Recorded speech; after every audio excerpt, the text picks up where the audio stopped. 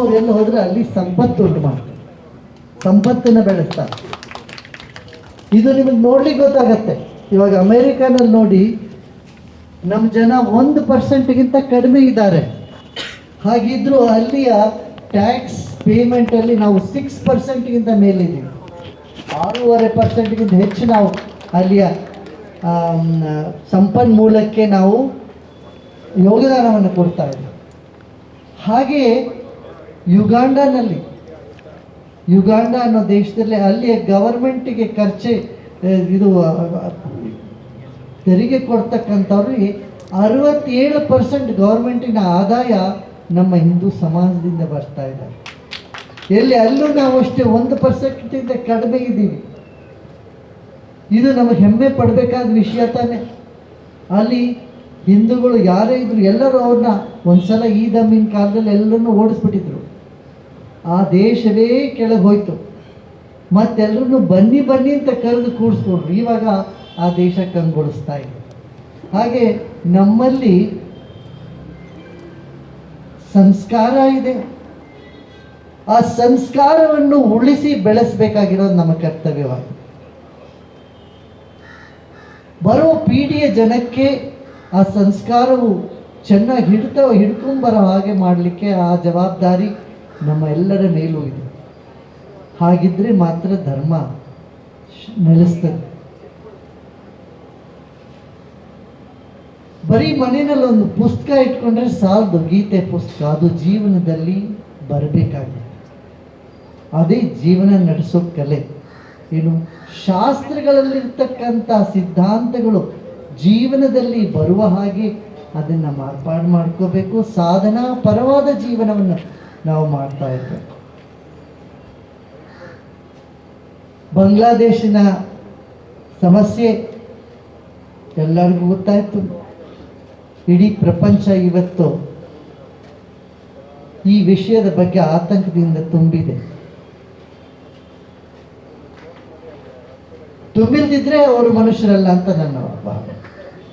ಯಾರಿಗೆ ಬೇರೆಯವರ ಬೇರೆಯವರ ತೊಂದರೆಯಲ್ಲಿ ಅವರ ಮನಸ್ಸು ಕಂಪಿಸೋದಿಲ್ಲವೋ, ಅವರ ಹೃದಯದಲ್ಲಿ ಕಂಪನ ಹುಟ್ಟೋದಿಲ್ವೋ, ಅವರು ಮನುಷ್ಯರೇ ಅಲ್ಲ ಅಂತ ನನ್ನ ಭಾವನೆ. ಆ ಸರ್ಕಾರದ ಈಗ ಇರ್ತಕ್ಕಂಥ ಅಧಿಕಾರಿಗಳಿಗೆ ನಮ್ಮ ಮನವಿ ಹೋಗಿದೆ. ಅಲ್ಲಿ ಯಾರು ಎಷ್ಟು ಜನ ಹಿಂದೂಗಳಾಗಿರಲಿ ಬೇರೆ ಮತದವರಾಗಿರಲಿ ಅವರು ತಮ್ಮ ಆಸ್ತಿ ಪಾಸ್ತಿಯನ್ನು ಮನೆ ಮಠಗಳನ್ನೆಲ್ಲ ಕಳ್ಕೊಂಡಿದ್ದಾರೋ ಅದನ್ನೆಲ್ಲ ಪುನಃಸ್ಥಾಪನ ಅವರು ಮಾಡಿಕೊಡ್ಬೇಕು. ಸರ್ಕಾರದ ಖರ್ಚದಿಂದ ಮಾಡಿಕೊಡ್ಬೇಕು. ಇಷ್ಟೇ ಅಲ್ಲ, ಎಷ್ಟು ಮಹಿಳೆಯರಿಗೆ ಎಷ್ಟೆಷ್ಟು ಹಿಂಸೆ ಆಗಿದೆ. ಅವರು ಬರೀ ದುಡ್ಡು ಕಾಸು ಕೊಟ್ಟರೆ ಸಾಲದು. ಅವರ ಮನಸ್ಸಿನಲ್ಲಿರ್ತಕ್ಕಂಥ ತಲ್ಲಣ ಉಲ್ಬಣವನ್ನು ಶಾಂತ ಮಾಡಲಿಕ್ಕೆ ಕೂಡ ಅವ್ರು ಟ್ರಾಮಾ ರಿಲೀಫ್ ಅಂತ ಕ್ಯಾಂಪೇನ್ಸ್ಗಳನ್ನು ಮಾಡಬೇಕು. ಅದಕ್ಕೂ ಎಲ್ಲರೂ ಅವ್ರು ತಯಾರಾಗಬೇಕು ಅಂತಲೂ ನಾವು ಅವ್ರಿಗೆ ಮನವಿ ಮಾಡಿ ಅವ್ರನ್ನ ಪುನರ್ವಸತಿ ಮಾಡಿಸ್ಬೇಕು. ನಮ್ಮ ಭಾರತದ ಬಾರ್ಡರ್ನಲ್ಲಿ ಸೀಮೆಯಲ್ಲಿ ಲಕ್ಷಾಂತರ ಜನ ಬಂದು ಅಲ್ಲಿ ಕೂತಿದ್ದಾರೆ. 4-5 ದಿನದಿಂದ ಭಯದಿಂದ ತಲ್ಲಣಿಸ್ತಿದ್ದಾರೆ. ಅವರಿಗೆಲ್ಲ ಒಂದು ಆಶ್ವಾಸನೆ ಕೊಡಬೇಕಾಗಿದೆ. ಅವ್ರನ್ನೆಲ್ಲ ಮತ್ತೆ ಪುನರ್ವಸತಿಯಲ್ಲಿ ಕೂಡಿಸ್ಬೇಕಾಗಿದೆ. ಇವೆಲ್ಲ ಮಾಡಬೇಕಾದ ಕೆಲಸ ತುಂಬ ಇದೆ. ಕೆಲವು ಸಮುದಾಯದಲ್ಲಿ ಹಿಂಸೆಯನ್ನು ಅವರ ಹೆಮ್ಮೆ ಗರಿಮೆ ಅಂತನೂ ಅನ್ಕೋತಾರೆ. ನಮ್ಮಲ್ಲಿ ಶಾಂತಿಯನ್ನು ನಮ್ಮ ಹೆಮ್ಮೆ ಗರಿಮೆ ಅಂತ ಮಾಡ್ತಾರೆ. ಆದರೆ ಈ ಶಾಂತಿ ಬಲಹೀನವಾದ ಶಾಂತಿ ಅಲ್ಲ, ಬಲಪೂರ್ವಕವಾದ ಶಾಂತಿ. ನಮ್ಮಲ್ಲಿ ಬಲ ಇದ್ದರೆ ಮಾತ್ರ ಶಸ್ತ್ರ ಸಂರಕ್ಷಿತೆ ರಾಷ್ಟ್ರೀಯ ಶಾಸ್ತ್ರ ಶಸ್ತ್ರಾಂಗ ವಿಚರತೆ ಅಂತ. ಆದ್ದರಿಂದ ಶಸ್ತ್ರದಿಂದ ಸಂರಕ್ಷಣವಾಗಿರ್ತಕ್ಕಂಥ ಬಲದಿಂದ ಇರೋನಿಗೆ ಮಾತ್ರ ಕರುಣೆ ಬರಕ್ಕೆ ಸಾಧ್ಯ. ಕರುಣೆ ನಮ್ಮದು ದಯಾ ಧರ್ಮದ ಮೂಲವಯ್ಯ ಅಂತ ನಾವು ಹೇಳಿದ್ರೆ, ಆ ದಯ ಮಾಡಬೇಕಿದ್ರು ನಮ್ಮಲ್ಲಿ ಬಲ ಇರಬೇಕು. ಬಲಹೀನರು ದಯೆ ಇಲ್ಲ, ಅದೇನು ಮಾಡೋಕ್ಕಾಗಲ್ಲ. ನ್ಯಾಯಮಾತ್ಮ ಬಲಹೀನೇನ ಲಭ್ಯ ನಮ್ಮ ಶಾಸ್ತ್ರಗಳು ಹೇಳಿ. ಆದ್ದರಿಂದ ನಾವು ಬಲಿಷ್ಠರಾಗಬೇಕು. ಅವ್ರು ಬಲಿಷ್ಠರಾಗೋದಕ್ಕೆ ಸಂಘ ಬೇಕು. ಸಂಘೇ ಶಕ್ತಿ ಕಲೌದುಗೆ. ಆದ್ದರಿಂದ ಎಲ್ಲರೂ ಸಂಘಟಿತರಾಗಿರಿ. ಸಂಘಟಿತರಾಗಿದ್ದರೆ ನಿಮ್ಮ ಒಂದು ವಾಯ್ಸ್ ಇರ್ತದೆ, ನಿಮ್ಮ ಧ್ವನಿಯನ್ನು ಕೇಳುತ್ತಾರೆ, ಅದು ಅವಶ್ಯಕತೆ ಇದೆ. ಹಾಗೆ ಸಂಘಟಿತರಾಗಿ ನಮ್ಮ ಹಿಂದೂ ಸಮಾಜವನ್ನು ನಿಲ್ಲಿಸಲಿಕ್ಕೆ ಕಾರಣಭೂತರಾಗಿರ್ತಕ್ಕಂಥ ವಿಶ್ವ ಹಿಂದೂ ಪರಿಷತ್ ಮತ್ತು ಅದರ ಪದಾಧಿಕಾರಿಗಳು ಬಹಳ ಜನ ಇದರಲ್ಲಿ ಪರಿಶ್ರಮ ಮಾಡಿದರು. ಇದರಲ್ಲಿ ಇನ್ನೂ ಒಂದು ಹೆಸರು, ನಮ್ಮ ಹಿಂದೆ ದತ್ತಾತ್ರೇಯ ಹೊಸಬಾಳೆ ಅವರು ಈಗಾಗಲೇ ಎಲ್ಲರ ಹೆಸರು ಸ್ಮರಿಸಿದ್ದಾರೆ. ಹಾಗೆ ನಮ್ಮ ಅಲೋಕ್ ಕುಮಾರ್ಜಿ ಅವರು ಕೂಡ ಹೇಳಿದ್ದಾರೆ. ಒಂದು ಹೆಸರು ಏನಾಗಿರುತ್ತಂದರೆ ಅಶೋಕ್ ಸಿಂಗಲ್ಜಿ ಅವರು 25 ವರ್ಷದಿಂದ, ನಾವು 25 ವರ್ಷ ಇದ್ದಾಗಿಂದನೇ ಅವ್ರು ಬರ್ತಾ ಇದ್ರು ನಮ್ಮ ಆಶ್ರಮಕ್ಕೆ ಬಂದು. ಈಗಾಗಲೇ ಸುಮಾರು 40 ವರ್ಷದ ಮೇಲೆ ಆಯಿತು. ಅವ್ರು ಬಂದು ರಾಮ ಮಂದಿರ ಆಗ್ತಾ ಇಲ್ವಲ್ಲ, ಇದು ಮಾತುಕತೆ ಮುರಿದಿಲ್ಲ, ಅವಾಗ ಬಂದು ನಮ್ಮಲ್ಲಿ ಬಹಳ ಅವರಿಗೆ ಚಿಂತೆ, ಗುರುದೇವ್ ನೀವು ಹೇಳಿ ಇದು ಯಾವಾಗಲಾದ್ರೂ ಆಗತ್ತಾ ಅಂತಂದೆ. ನಾನು ಅಂದೆ, ಖಂಡಿತ ಆಗತ್ತೆ, ಭಗವಂತ ವಿಧಾನನ ಅವನು ನಿಮ್ಮ ತಪಸ್ಸೆಯನ್ನು ವ್ಯರ್ಥ ಮಾಡಲಿಕ್ಕೆ ಬಿಡೋದಿಲ್ಲ ಅಂತ. ಆದ್ದರಿಂದ ನಮ್ಮ ಪ್ರತಿಯೊಬ್ಬರು ಮಾಡಿರ್ತಕ್ಕಂಥ ತಪಸ್ಸಿನ ಫಲ ನಿಶ್ಚಿತವಾಗಿ ನಮಗೆ ಸಿಗ್ತದೆ. ಹಾಗೆ ಎಲ್ಲರೂ ಸೇರಿ ಸಂಘಟಿತರಾಗಿ, ಈಗೇನು ನೋಡಿ ನಮ್ಮ ಕರ್ನಾಟಕದಲ್ಲಿ ಏನು ಮಾಡ್ತೀವಿ, ಬೆಳಗ್ಗೆ ಎದ್ದ ತಕ್ಷಣ ಒಂದು ಹೆಣ್ಮಗು ಮನೆ ಮುಂದೆ ಸಾರಿಸಿ ರಂಗೋಲಿ ಹಾಕೋ ಪದ್ಧತಿ, ಹೌದಾ? ನಮ್ಮ ಹಿಂದೂ ಧರ್ಮದ ಸನಾತನ ಧರ್ಮದ ಪದ್ಧತಿ ಅಂದರೆ ಮನೆ ಮುಂದೆ ಗೂಡಿಸಿ ಸಾರಿಸಿ ರಂಗೋಲಿ ಹಾಕಿ ಮನೆ ಮುಂದೆ ಸ್ವಚ್ಛ ಮಾಡ್ತೀವಿ, ಹಾಗೆ ಮನೆ ಒಳಗಡೆನೂ ಸ್ವಚ್ಛ ಮಾಡ್ತೀವಿ. ನಮ್ಮ ಧರ್ಮದಲ್ಲೂ ಈ ಎರಡು ಮಾತು ನಾವು ಮಾಡಬೇಕಾಗುತ್ತೆ.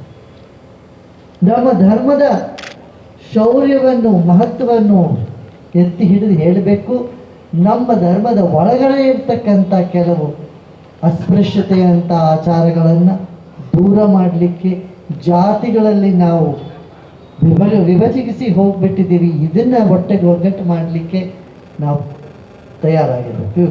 ನಮ್ಮ ಕರ್ನಾಟಕದಲ್ಲೇ ಒಂದು ಆ ಥರ ಸ್ವರ ಎದ್ದಿತ್ತು, ನಾವು ಹಿಂದೂಗಳಲ್ಲ, ನಾವು ಬೇರೆಯವರು ಅಂತ. ನಾನು ಹೆಸರು ಹೇಳೋಕೆ ಹೋಗೋದಿಲ್ಲ.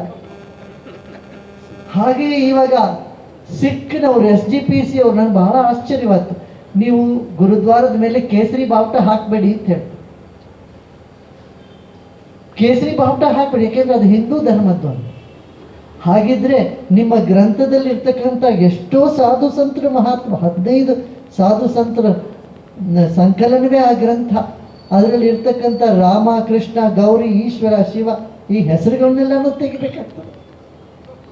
ಇದು ಎಲ್ಲಿ ನ್ಯಾಯ? ಇದಕ್ಕೆಲ್ಲ ನಾವೇನು ಮಾಡಬೇಕು? ನಾವು ಹಿಂದೂ ಸಮಾಜ ಸಂಘಟಿತರಾಗಿ ಒಂದು ಬಲದಿಂದ ಎಲ್ಲಿ ಎದುರಿಸಬೇಕು ಅದರಲ್ಲಿ ಎದುರಿಸಬೇಕು, ಇನ್ನೊಂದು ಕಡೆ ಮಧುರವಾಗಿ ಎಲ್ಲಿ ನಾವು ಸಂಪರ್ಕ ಸಾಧನೆ ಮಾಡಿ ಅಲ್ಲಿ ಅವರಲ್ಲಿ ಒಂದು ಸಂವಾದವನ್ನು ನಾವು ಮುಂದೆ ಮಾಡ್ತಾ ಇರಬೇಕು.